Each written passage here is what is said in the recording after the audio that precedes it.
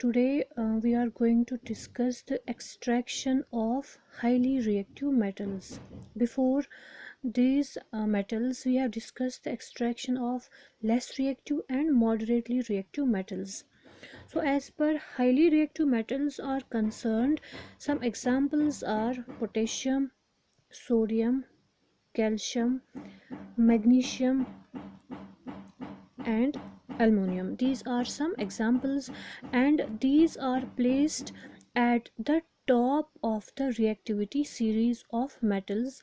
Why are these reactive? Because of their electropositive character. They are highly electropositive in nature.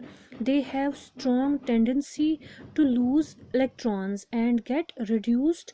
That is why these are called as highly reactive metals. So here we will discuss a different type of reduction for their extraction. As you know that in least reactive and moderately reactive metals, we have discussed the reduction by carbon or reduction by roasting and calcination. But here highly reactive metals cannot be reduced by simple reducing agents like carbon or any other element. It is because they are very stable. The highly reactive metals, for instance sodium, as you know that it is a metal, and highly reactive metals are present in the form of oxides or chlorides.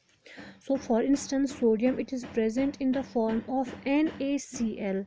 So its reduction means removal of sodium, and carbon is not able to replace this sodium from the sodium chloride, because sodium is having high affinity towards chlorine as compared to that of carbon.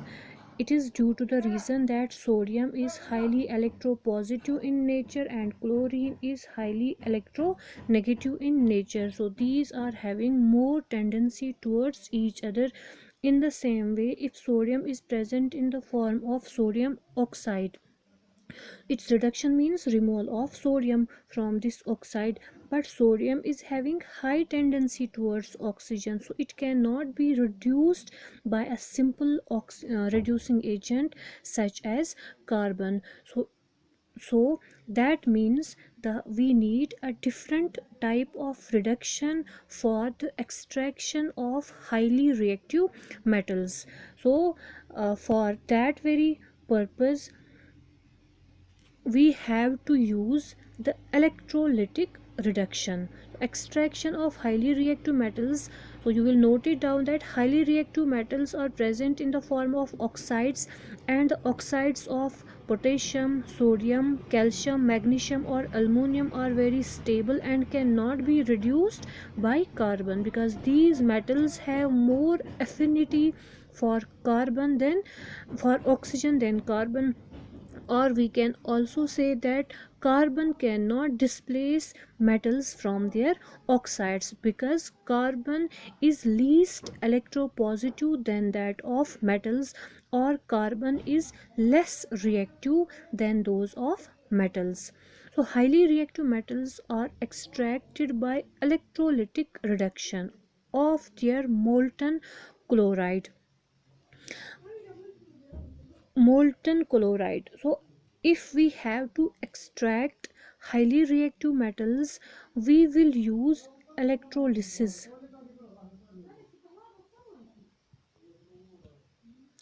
Electrolysis or electrolytic reduction. You know that electrolysis means splitting by electricity. If an ionic compound, if we pass electric current through an aqueous solution or a molten solution of an ionic compound, it gets splitted into its ions. So that very process is called as electrolysis. So if we have to split sodium chloride, so highly reactive metals, for example we take an example of sodium chloride, highly reactive metal. Extraction of sodium from sodium chloride. So sodium chloride is taken in its molten state. We cannot take sodium chloride in aqueous solution. Molten state means we at first we have to melt sodium chloride. After that we will put it in an electrolytic tank and we will supply electricity. So here we cannot use the aqueous solution of sodium chloride. I will explain it after the electrolysis of NaCl. So we will start. So this is the diagram of electrolytic tank that we are using for its electrolysis. This is an electrolytic tank. In this electrolytic tank there is molten NaCl or liquid form of NaCl. These are the two electrodes, anode and cathode, and these are connected to a battery. So when the electricity is passed through the NaCl, it gets split into Na positive ions and Cl negative ions, sodium ion and chloride ion.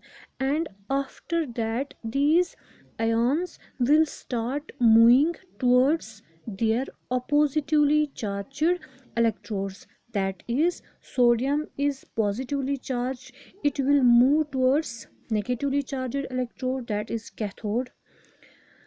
Chloride ion is negatively charged, it will move towards positively charged electrode, that is anode. So they will move towards their oppositely charged electrodes, and on that electrode, on cathode and anode, the reaction will take place. For example, when molten NaCl is electrolyzed, it decomposes to form sodium metal and chlorine gas. How it takes place? At It takes place at two electrodes. First one is at cathode and second one is at anode. So at cathode, as you know that it is negatively charged electrode. Positive sodium ions, when they move, when they are attracted towards cathode, and they are reduced. So you will remember it that on cathode reduction will take place and at anode oxidation will take place. So for instance, I will show you here.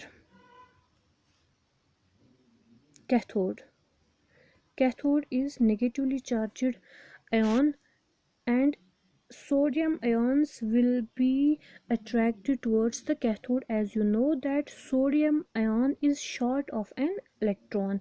So when sodium will move towards cathode having negatively charged electron, it will supply electrons to the sodium ion, and when it will gain the electron it will get reduced. So you will note that on cathode reduction will take place.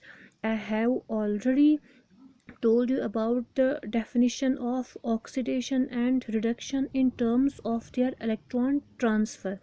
Oxidation means uh, loss of electrons, and reduction means gain of electrons. So here reduction will take place at cathode. Reduction will take place, sodium ions will gain electron and it will get converted into sodium metal.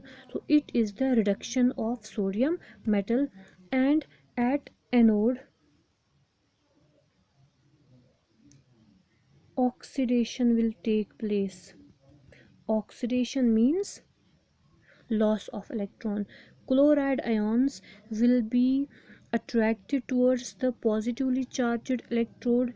It will gain electron and it will lose electron.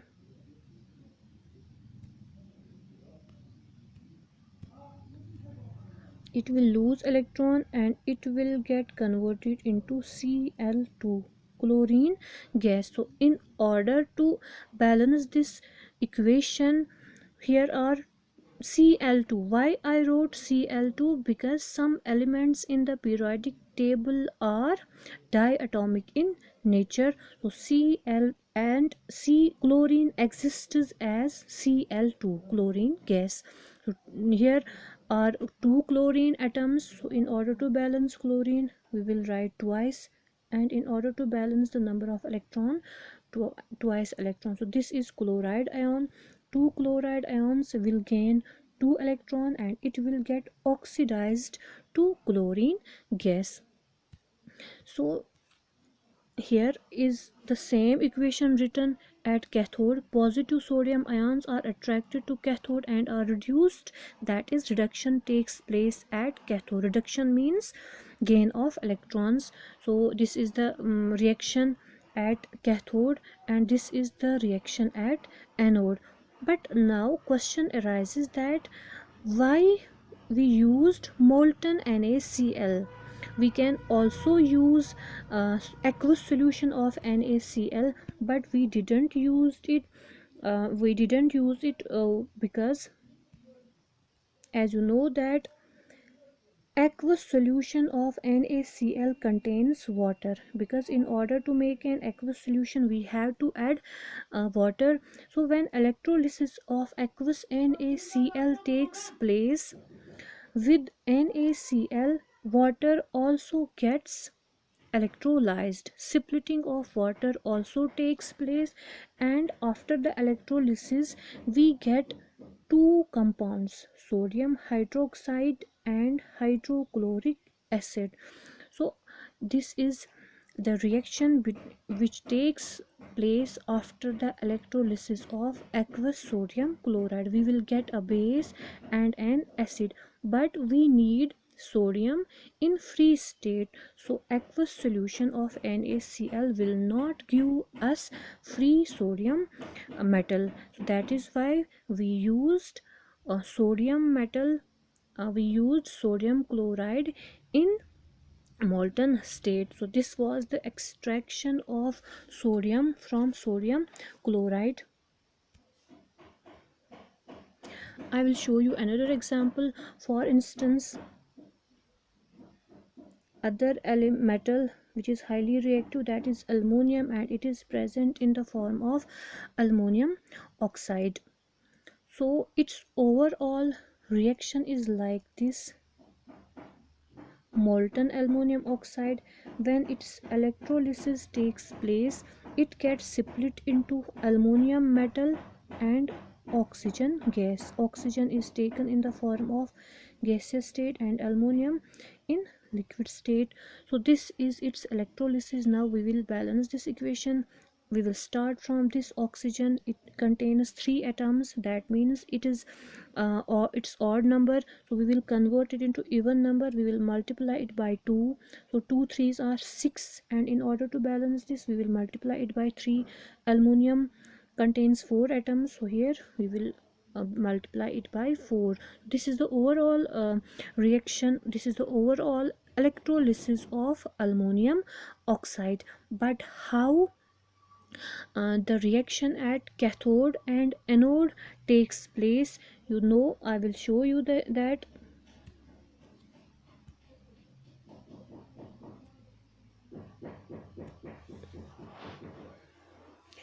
As you know that aluminum is metal at cathode.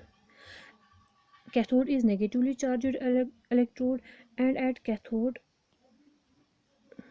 reduction will take place. So when aluminum oxide is split into aluminum and oxygen, so aluminum will be present in cationic form and oxygen in anionic form. Because aluminum is metal, it is electropositive, it will lose electron, and oxygen is electronegative, it will gain electron. So at cathode aluminum will be transferred.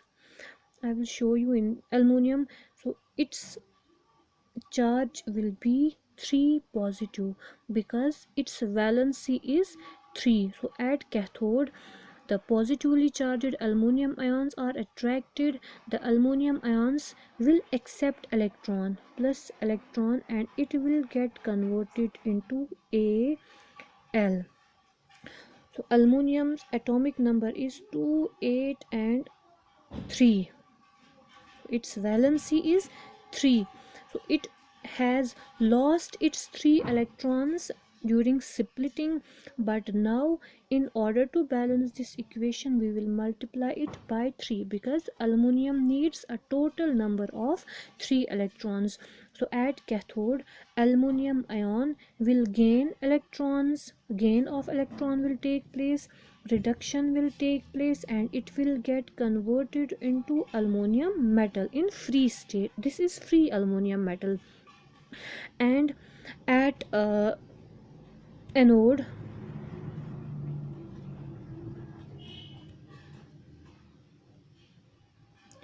at anode oxygen will take place.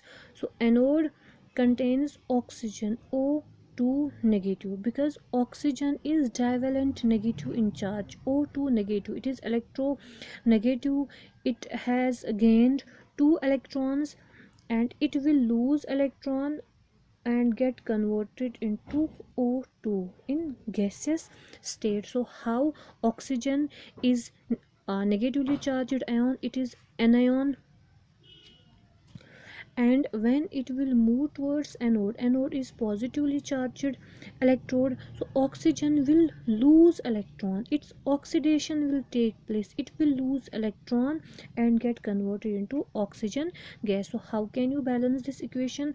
So oxygen, you know that its electronic configuration is 2 and 6, atomic number is 8, electronic configuration 2 and 6. So it will lose electrons and get converted into O2. So it contains O2, 2 atoms of oxygen. So if the valency of one atom is -2, what is the valency of 2 atoms of oxygen? It will be -4. Valency of one atom of oxygen, charge of one atom is -2. Here are 2 atoms, so their charge will be -4. So in order to here you will multiply it by 4 electrons, and here in order to convert this -2 into -4 you will multiply it by 2. So this is the balanced equation in terms of electron transfer. So in this way aluminum metal will be extracted at cathode, and this oxygen will be extracted at anode.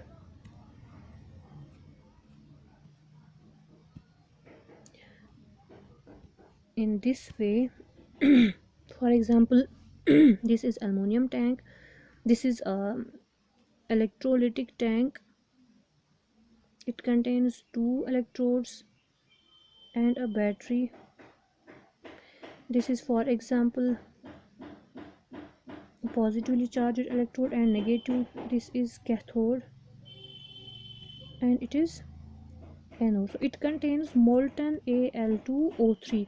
When it will get splitted, Al3 positive will get transferred towards cathode, and O2 negative will get transferred into anode. So at cathode, aluminum will gain electrons, that means its reduction will take place, and at anode oxygen will lose electrons, so that means its oxidation will take place. So in this way, when we will extract the highly reactive metals, remember it, these will be extracted at the negative terminal of the battery. So in this electrolysis, redox reaction will take place. Redox reaction means reduction as well as oxidation. Reduction will take place at cathode and oxidation will take place at anode. Now we are left with the last part of the metallurgy, that is electrolytic refining. As you know that we extracted the highly reactive, moderately reactive and least reactive metals, but these are not 100% pure, they contain some or little amount of impurity in them. So in order to remove that very impurity, we will discuss their electrolytic refining in the next section.